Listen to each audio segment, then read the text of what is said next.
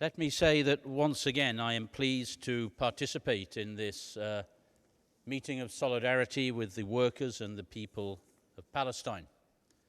And I might say that this year I am more than ever pleased to do so because we are in the presence of the Palestinian Prime Minister on this our centenary year.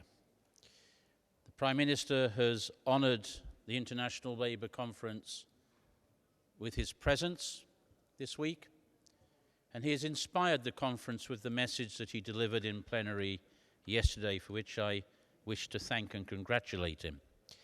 And you've just delivered another very powerful message, which is difficult to follow, Mr. Prime Minister, but I shall do my best.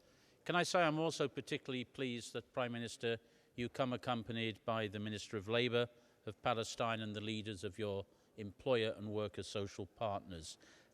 I think proof positive of the importance that you attach and your government will attach to the exercise of tripartism in social dialogue, as together we try to find the way forward for your people and for your workers.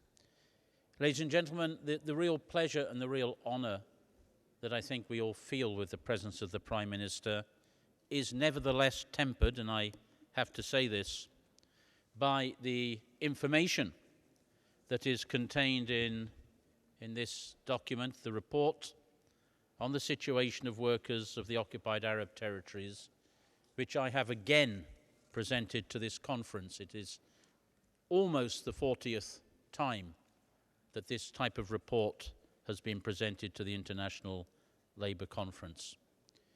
And I have to say that what is contained in this report makes for difficult reading.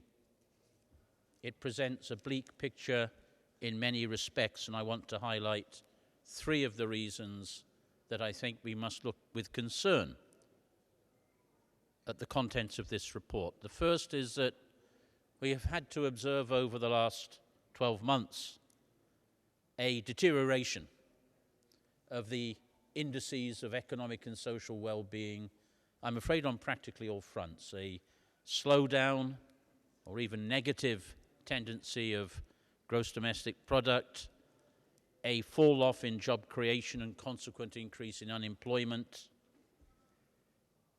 a reduction in living standards, a deterioration of fiscal balances with the consequences that the Prime Minister has mentioned to us. So we can take no satisfaction in the evolution of the economic and social situation affecting Palestinian workers. Secondly, I think we should not forget and we should not accept that over the last year we have seen a greater loss of Palestinian life through violent conflict since the open war of 2014.